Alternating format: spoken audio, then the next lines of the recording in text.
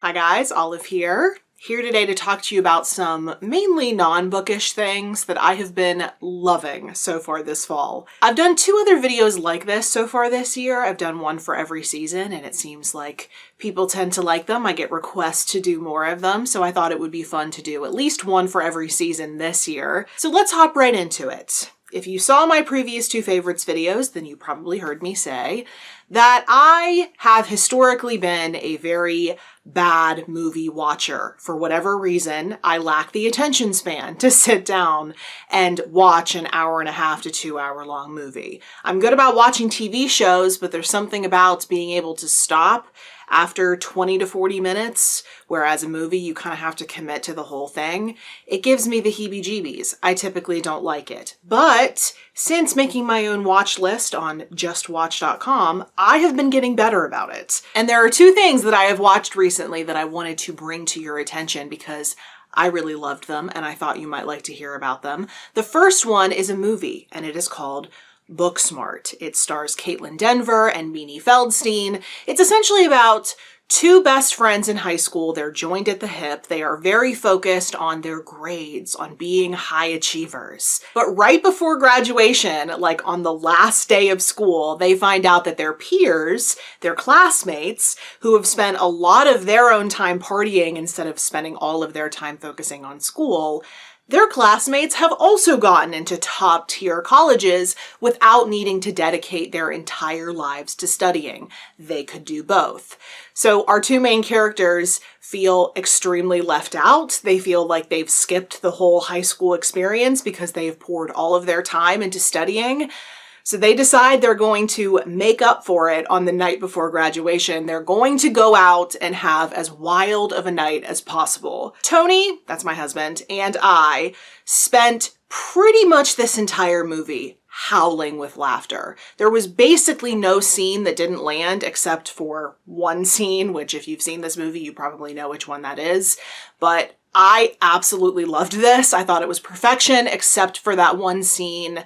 I definitely want to rewatch this. It's like top tier teen movie. And then the other thing I watched, I definitely wanted to recommend in this video because it's actually perfect for Victober. If you haven't seen this already, it's called To Walk Invisible, and it's a 2-part mini-series about the Bronte sisters. At the beginning of the first episode, we see the sisters start to fully come to the understanding that their brother Branwell is not going to be able to provide for them if and when their father dies, that they are going to be left without someone to support them unless they marry. And so they kind of hatch this scheme. It comes about pretty slowly because not all of them are on board with it at once, but it's mainly Charlotte leading the charge, saying that they should take the writing that they do anyway, all 3 of the sisters write, and they should use it to make money so that they can support themselves. We do get to see the sisters at work throughout the series. We do see them writing. We hear them name dropping the works that we all know so well, so that was kind of exciting. But the series is much more about them as a family unit. So the relationships that the sisters have with each other, the relationships that they all have with Branwell and with their father, and them all living at the parsonage. The series very much does feel like you are at home with them because of that. I think the scenery is absolutely beautiful and the casting is perfection. Charlotte is her tiny, fiery self. Emily is moody and tortured. Anne is demure and peacemaking. You really get to know them as a family. I thought it was fantastic. Okay, moving away from movies, I want to talk about an all-time favorite that I have been appreciating more than ever. You might not know this, but I love to cook. I would say it's my 2nd favorite hobby after reading. I love cooking things. I kind of started teaching myself how to cook out of necessity. Of course, it's good to know how to cook things if you don't have someone cooking for you. But also, I'm a semi-vegetarian and I have some food sensitivities, particularly a very, very strong sensitivity. I just go ahead and call it an allergy to tomatoes. I have not been able to eat tomatoes for about 7 years now, and they're in just about everything. But that means for the past 7 years, I haven't been able to enjoy a lot of Mexican food, Italian food, basically anything that has tomatoes in it. I've had to develop a substitute for or go without. Through a lot of trial and error over the years of trying certain things and seeing whether or not they bother me, I have discovered that for whatever reason, while tomatoes give me a really hard time, tomatillos do not.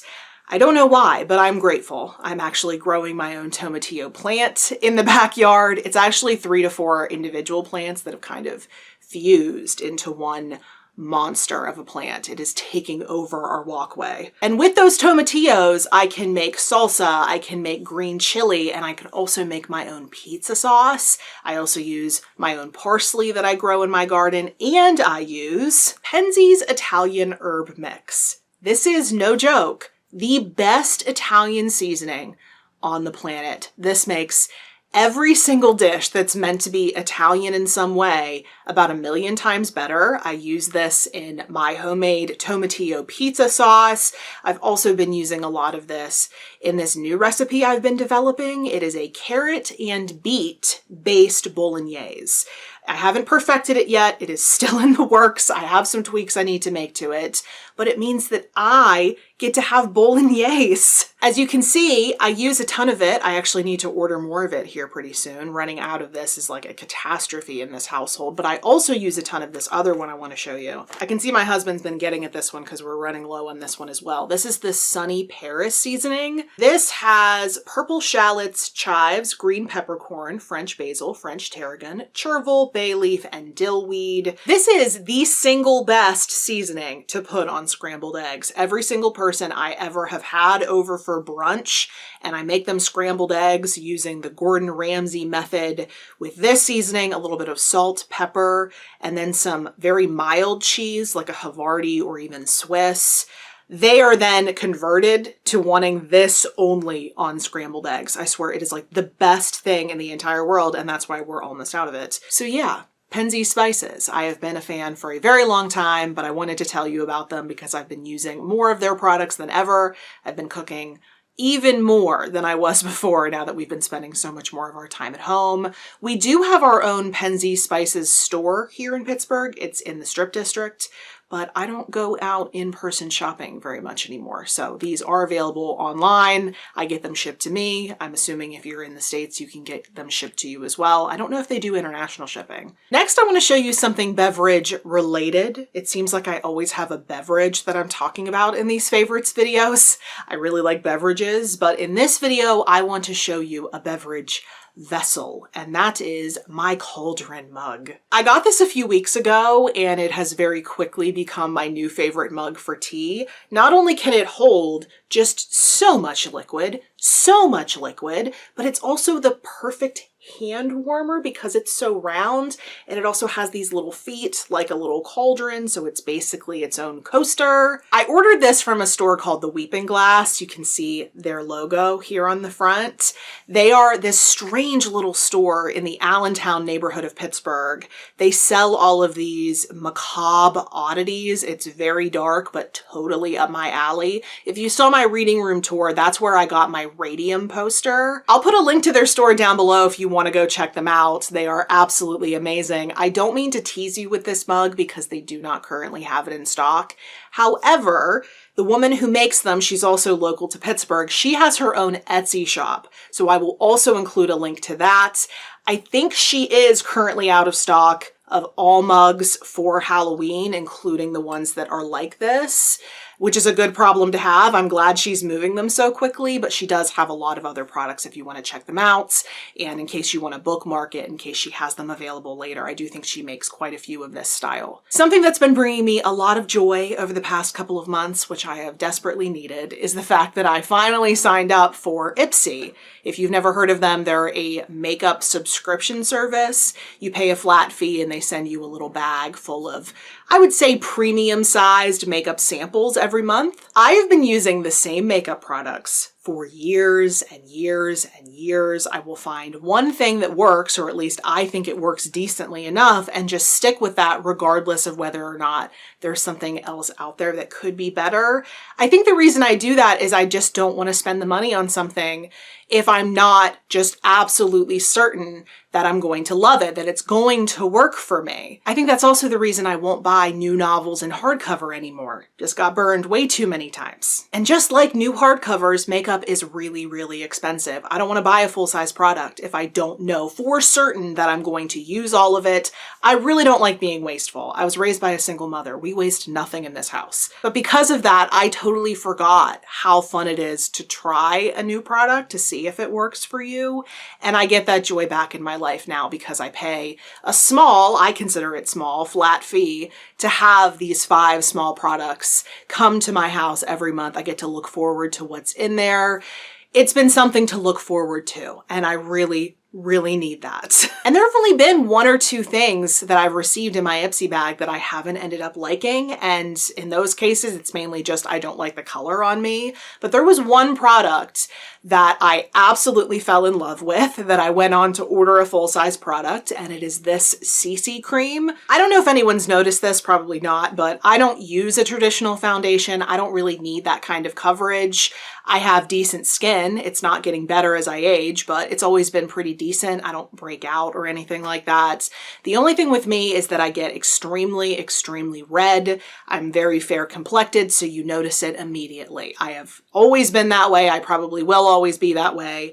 So what I need just a light layer of something for is color correction. So I have been using a BB cream mixed with a tinted moisturizer, but I didn't even know there was such a thing as a CC cream, which apparently is mainly meant for color correction. This is the full-size product I have already used through the sample that I received.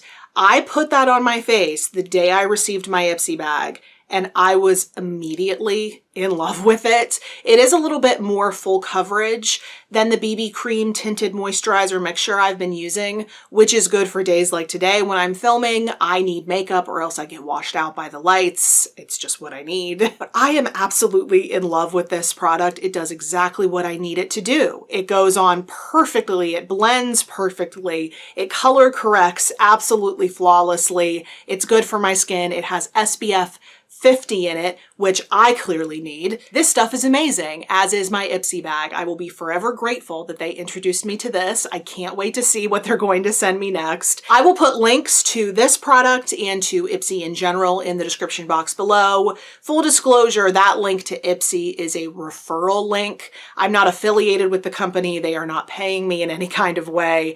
It's just like if a friend or family member were to invite you to try it, I think I get points toward an add-on or something like that. I'm not getting paid by Ipsy. And then the final thing I wanted to bring to your attention is a trivia night.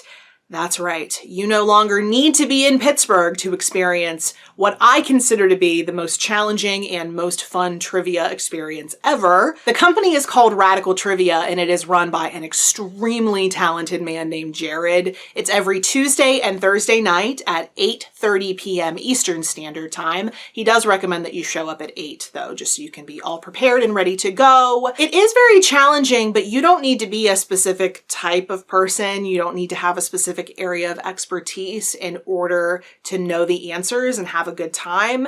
He asks questions about basically everything under the sun. Literature, geography, science, history, pop culture, music, theme songs for TV shows. There was one time he asked a question. It was, what is the second word that Lil Jon says in Usher's Yeah? And I got it right. It was okay. It is a good mixture of highbrow and lowbrow, and it's always extremely unexpected, so it keeps you guessing. But just to warn you, he is extremely vulgar. He swears. There's a lot of saucy content. So if that's not your kind of thing, I wouldn't recommend it. But if it is your kind of thing, there just is no better trivia show out there, in my personal opinion. I'll put the link down below if you're interested. There are instructions as to how you go about participating. It happens over Zoom. So there are a few steps you need to take ahead of time if you want to participate. It's not just kind of a show up and you can join in kind of thing. You do need to let him know ahead of time you're going to be participating. When you're in that Zoom call, you can see all the different participants. So there is a good chance if you're in there on a Tuesday or Thursday night when he has it, that me and my husband will be in there or our friends will be in there. I can't tell you what nights because we just try to do it whenever we can. but there will always be that chance that I'll be in there. If you do join in, you enjoy yourself, and you have a few extra bucks, I would highly suggest that you tip Jared after the session. He puts so much work into these trivia nights, and obviously he's not able to be in the normal bars that would be paying him to do his trivia. So we try to support him as much as we possibly can. I love those trivia nights and I want to see him keep doing it. So I support him and his business. So those are all the things that have been my favorites as of late. If you have any comments or questions about anything you've seen in this video, or you have any recommendations for me based off of this list, I would love to hear from you in the comment section below. Or if you'd like to connect with me somewhere other than YouTube, I am on a variety of different places on social media, and the links to all of my profiles will be in the description box below. Thank you so much for watching. I hope you're having a wonderful day, and I will see you in the next video. Bye.